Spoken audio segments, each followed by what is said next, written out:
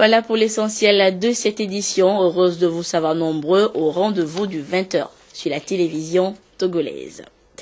Des fournitures scolaires, mais surtout de l'électricité pour permettre aux élèves de bénéficier de toutes les conditions pour la réussite de l'année scolaire qui vient d'être amorcée.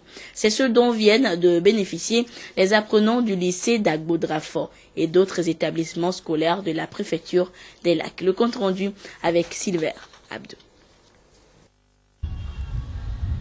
Un établissement électrifié et des kits scolaires pour les meilleurs apprenants.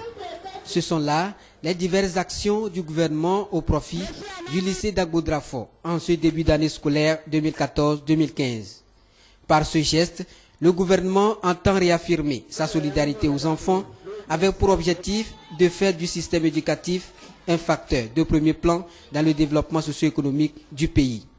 Nous avons réceptionné aujourd'hui 300 kits pour ces élèves de l'école primaire jusqu'au lycée. Si des gens ont pensé à nous pour soutenir et encourager nos enfants, c'est notre devoir à nous en tant que parents de bien encadrer nos enfants à la maison, de bien les soutenir pour que les résultats que tout le monde souhaite soient atteints. À travers l'électrification du lycée d'Agbo-Drafort, le gouvernement veut justement permettre aux élèves d'étudier en plein temps pour une éducation de qualité et surtout les inciter à exceller dans leur cursus scolaire en vue de les amener à devenir des leaders de demain. Ce sont des actions d'œuvre sociale, de proximité vis-à-vis des populations déshéritées. Aujourd'hui, une des réalisations ici, c'est de donner l'électricité en plus des bâtiments pour permettre aux jeunes apprenants d'être dans de meilleures conditions. Des enveloppes financières ont été également remises par les membres du gouvernement pour encourager et hausser le niveau de la scolarisation des jeunes filles de la localité. Une priorité du gouvernement qui davantage s'engage à promouvoir l'accès à l'éducation des enfants. Et justement, la rentrée scolaire 2014-2015 et également les conditions de vie des enseignants étaient les sujets d'échange entre le ministre Nissao Nyonfam des Travaux publics et les membres de la section Bassar de la Fédération des syndicats des travailleurs de l'enseignement du Togo. La correspondance depuis Kara de Nestor Mozo. La Fédération des syndicats des travailleurs de l'enseignement du Togo, FESENTET, a une section à Bassar. Cette section a souhaité rencontrer le ministre des Travaux publics et des Transports, un natif du milieu.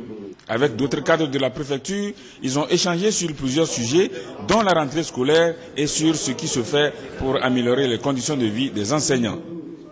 La fédération, donc, c'est né à partir d'un groupe d'enseignants pour prôner alors le dialogue d'abord, la négociation et la non-violence. Et pour ne pas aussi sacrifier la jeunesse de demain. On s'est entretenu alors avec le ministre d'abord sur la vie de l'enseignant, nous donner des informations de tout ce qui se passe à leur niveau, au niveau du gouvernement. Le ministre des Travaux publics et des Transports s'est réjoui de la position de la FESENTET, une position qui est l'expression du bon sens puisqu'elle place l'intérêt général au-dessus de l'intérêt particulier. Le message essentiel, c'est d'abord les remerciements et les félicitations au nom du gouvernement pour leur contribution qui a permis leur écoute, leur sens de dialogue, qui nous a permis d'avoir une rentrée scolaire paisible. Ce n'était pas acquis, puisque nous savions que depuis que la rentrée était annoncée, il y avait des remous et des doléances qui venaient de partout. Le deuxième message, eux-mêmes ils l'ont dit, c'est qu'ils s'inscrivent dans la droite ligne de la politique du chef de l'État. Et en ce sens, ils ne peuvent bénéficier que de notre soutien.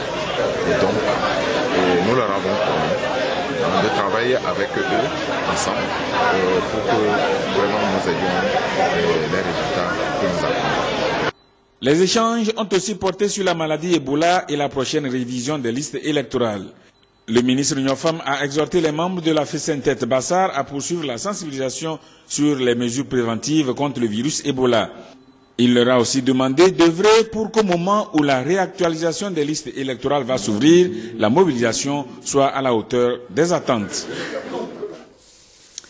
De son côté, le ministre de la Justice, Kofi Essao, est également cette semaine à l'intérieur du pays pour visiter les tribunaux et les prisons civiles.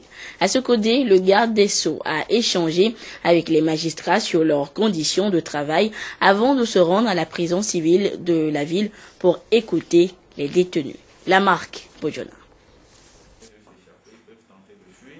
Le ministre de la Justice, Kofi Essao, face aux magistrats de la région centrale. Occasion pour lui de toucher du doigt les réalités que vivent ses collaborateurs dans l'exercice de leurs fonctions. J'ai eu à rencontrer le corps judiciaire ici à Sokodé et la prison, au niveau de la prison, l'administration pénitentiaire. Et j'ai également eu à rencontrer les prisonniers eux-mêmes. Et donc c'est pour toucher du doigt les réalités que vivent les détenus et puis en même temps prendre l'ampleur des défis auxquels nos juges, en tout cas tout le corps judiciaire, est confronté ici. Parce que c'est le souci du gouvernement de trouver des solutions à tous ces défis-là. Donc il était normal que je vienne écouter et voir et m'imprégner des réalités que vivent le corps judiciaire et les détenus. Le ministre, après les échanges avec les magistrats, a visité le parquet de Sokodé et la prison civile. Les doléances qui ont été portées à ma connaissance dans les autres prisons sont à peu près les mêmes que celles que j'ai entendues ici au niveau des détenus. Nous avons déjà pris certaines mesures pour résoudre ces problèmes-là, notamment dans le domaine de l'assainissement des prisons, dans le domaine de l'amélioration de l'alimentation, dans le domaine de la santé. Que ce soit au tribunal ou à la prison civile, des doléances ont été adressées au ministre qui a promis les transmettre à qui de droit. Dans la lutte contre l'insécurité alimentaire en Afrique de l'Ouest, il a été mis en place ce qu'il a été convenu d'appeler les dialogues inclusifs de l'Alliance globale pour les initiatives de résilience, en abrégé AGIR. Notre pays, le Togo, a participé à la mise en place de ce dispositif qui vise la prise de conscience des populations face au changement climatique. Et pour diffuser les outils méthodologiques de AGIR, des réunions régionales ont été organisées cette semaine à Kara, puis à Atakpami, à l'endroit des acteurs de l'agriculture. Les comptes rendus avec Nestor Mozo et Yves Agbevivi. C'est un cri d'alarme qui a fait réagir l'UEMOA et la CEDEAO. Cri d'alarme, celui des populations du Sahel et de l'Afrique de l'Ouest, assaillies régulièrement par des catastrophes alimentaires, malgré les multiples politiques alimentaires menées depuis des décennies par des organismes et gouvernements. L'UEMOA et la CEDEAO ont initié et lancé en décembre 2012 à Ouagadougou un projet dit Alliance globale pour les initiatives de résilience au Sahel et en Afrique de l'Ouest, en abrégé AGIR, avec le soutien de l'Union européenne.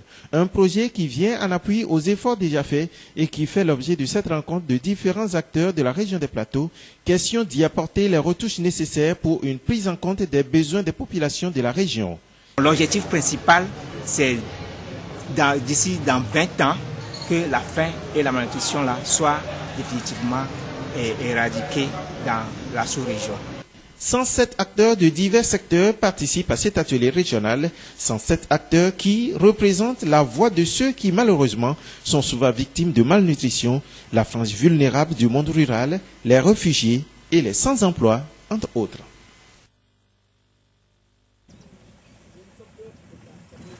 La sous-région ouest-africaine a enregistré de mauvaises récoltes au cours de la campagne agricole 2011-2012. Cette situation a amené la CEDEAO, l'UEMOA et le Conseil inter-État de lutte contre la sécheresse au Sahel à tenir en fin août 2013 à Cotonou au Bénin un atelier au cours duquel il a été proposé la mise en place des dialogues inclusifs pays de l'Alliance globale pour les initiatives de résilience AGIR Sahel et Afrique de l'Ouest. Cette rencontre se situe dans le prolongement de celle de Cotonou. Elle a pour intérêt de permettre aux acteurs au niveau de la région de la Kara impliqués dans la lutte contre l'insécurité alimentaire de s'approprier les outils méthodologiques de AGIR. C'est un processus qui se déroule en 4 phases. Actuellement, nous sommes à la 3e phase, donc il était nécessaire pour nous d'impliquer l'ensemble des partenaires, étant donné que ce dialogue doit être inclusif et participatif. Donc raison pour laquelle il était important pour nous de passer voir tous les acteurs au niveau régional qui s'impliquent dans le domaine de la résilience. Des ateliers similaires ont eu lieu dans d'autres régions.